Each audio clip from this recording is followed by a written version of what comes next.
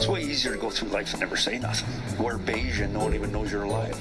It's time for Good Cock, Bad Cock. And you get paid to do this stuff. Like, that is disgraceful, man. Have at her. Have at her. All right, Good Cock, Bad Cock. Let's start with the first one. My new favorite player. Your favorite player's favorite player. Ooh. Every Leafs fan's favorite player. Ooh.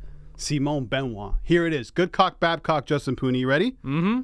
Leafs should re-sign Simon Benoit right now. No. Wow.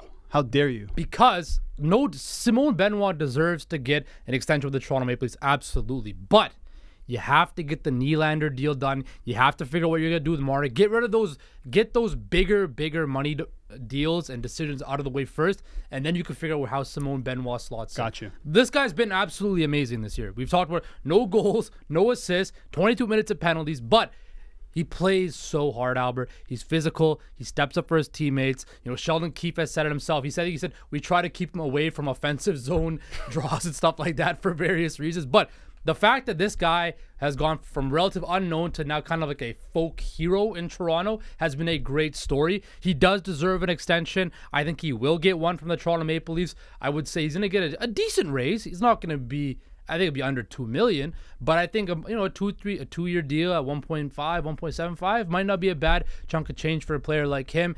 But you can't sign him right now. You have to figure out everything else at the top of the food chart before you figure out everything else on the bottom of the food chart. That's a really good point that I didn't think of, but still, they should do it. So he signed a 1-year deal at the beginning of the year for $775, I believe. And guys who sign 1-year deals are actually eligible to re-sign after January 1st. And like you said, give him a bit of a raise, pay him a third pairing money, 1.5, let's say, over 3 years. Why not? I think he's been that good. Listen, he's a guy who knows exactly what he needs to do. And there was a quote that he had. This is from an article I read in Toronto Star. He said when he first came in to play with the team, he said, other than Jake McCabe, I knew they didn't have a lot of guys who could hit. I had that aspect that gave me an advantage. I knew that they needed it, so I'm trying to utilize that aspect of my game. So he knows exactly what he needs to do to be a part of this team. He's got to hit. He's got to fight. And for whatever reason, it seems to be working. And he's not really a liability anymore. We keep talking about that. But listen, the Leafs are up against the cap. They're going to be up against it next season as well after they sign Nylander. These are the types of guys you need and types of guys you have to sign. It's got to be Simon Benoit. You got to sign him right now. Should we run this clip? Let's run this clip of Benoit after the Ducks game. That's 2 big points. Enjoy your day tomorrow, fellas. Well done. Hey. Great job, fellas. Way to stick with it tonight. Thought this guy was solid all night. Got the win in his old barn. Benny.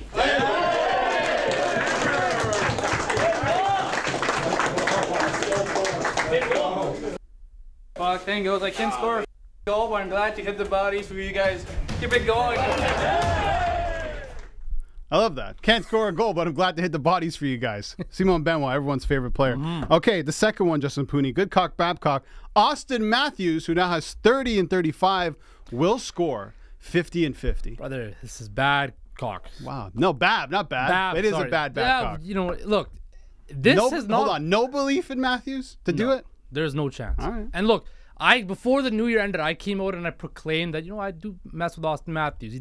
He stands on business when he plays the game of hockey, right? Standing on business. This record or this milestone is so hard to get. You have guys like Richard, Bossy, Gretzky, Lemieux, and Hall. The only guys that have truly done it. You have a few unofficial ones, like we talked about off air, where you get it in your 50th game played, but not the team's 50th game. So that's kind of where Matthews would fall into, the unofficial one. But bruh, nobody's come close to this in over almost 40 years, right? It is such a hard milestone to hit. You're saying he's at 30 at 35 right now. If you work out the math, if he scores 4 goals in the next 2 games against San Jose, he'd be at 34 in 37, right? He's still not lining up to that, right? It is such a hard milestone to get. Alex Ovechkin never came close to this whatsoever. This is such a hard feat to reach, especially in the modern day NHL where defensemen are so good, the game planning is so much better, right? Teams are going to focus on Auston Matthews, and like we saw with the Detroit Pistons in the NBA, nobody wants to have that happen to them, right? So as great as Auston Matthews' season he's on pace for 70 goals, all of that. It is such a hard feat to get 50 and 50. I just don't see it happening whatsoever because the math just won't add up. Good cock.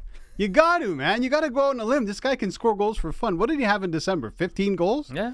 15 goals in 1 month. Can you not do that again? If he's done it before, why can't he do it again? He's healthy. He looks like the best goal scorer in the league. He's chasing. He wants 70 once again. He wants to win the Richard.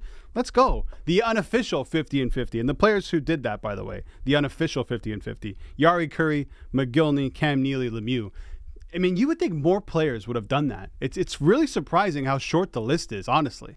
It is. Look, I think what Richard broke in like the 40s, and then Bossy broke it in like the early 80s, and then Gretzky did 50 and 39, and then nobody's ever going to touch that. No touching Lemieux that. touched goalies it. didn't go down then. Exactly. It was a totally different game when Hull, Lemieux, Gretzky, Bossy, and all of them did it. Even when Richard did it too. Like, the game has evolved so much that it's so hard to do that. The 50 and 39, the record that Gretzky broke, will never be touched ever again. That's the one record, and along with his points. We're seeing what's gonna happen with the goals, but that 50 and 39 is absolutely absurd, right? And 50 and 50, it's gonna be very hard for Auston Matthews to break. I mean, he could come close, but again, I just don't see it happening. If he can get 50 in like 60 or 61 games, that would be extremely impressive in itself, right? If there's one guy in the NHL who can do it, you're probably banking on Matthews. You can say McDavid too. He's not. I don't think he's as good of a goal scorer as Auston Matthews though. Is that hands up, dude? I'm just saying. I don't know, man. Like, we're seeing what McDavid's doing of late. He's playing a whole lot better right now. Auston Matthews is the best pure goal scorer, natural goal scorer. But Connor McDavid just showed us last year, too. He could put the puck in the back of the net like it's nobody else's business either, right? McDavid is going to lead the league in points again, isn't he? He is. Well, he just hit 900 points in like probably by the end of this month. Oh, yeah. He'll get 1,000 for sure by next season. Yeah. Okay. The final one. Martin Jones is the Leafs' -- even when Joseph Woll comes back, Justin Pooni. Good cock. Really? You have to. He's proven during this stretch that he deserves to be the Leafs' #1 goalie. Over Woll. Look, when Woll comes back, you have now a buffer where you can allow Martin Jones to play and ease Woll back in, right? But you have to go with what's gotten you here, right? The team believes in Martin Jones. The team plays a lot better in front of Martin Jones than they did in front of Samsonov. They have confidence in him. He has confidence. And like I've mentioned so many times before, Albert, goalie is such a rhythm position that I believe that if he is in the zone and feeling it, you got to run with him until it crashes out. Now, it's up to Joseph Woll, if that happens, to be ready. Treat every practice like a game. Make sure that you are game ready every single time you take the crease. But at this particular moment, Martin Jones deserves to be the #1 goalie for the Toronto Maple Leafs going forward when Joseph Woll comes back.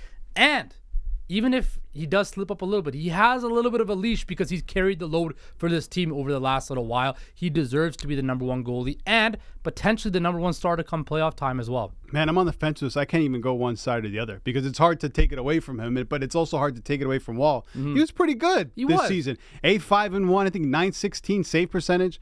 But when you look at Martin Jones' numbers, at least over this California road trip, 2 wins, 58 saves on 59 shots, just a goal against, sub .5 goals against average, 983 save percentage. He's got a shutout. I believe he has 2 shutouts now, which is the most out of any goalie in the Leafs this season. I'm gonna go good cock with you. I think he keeps the net.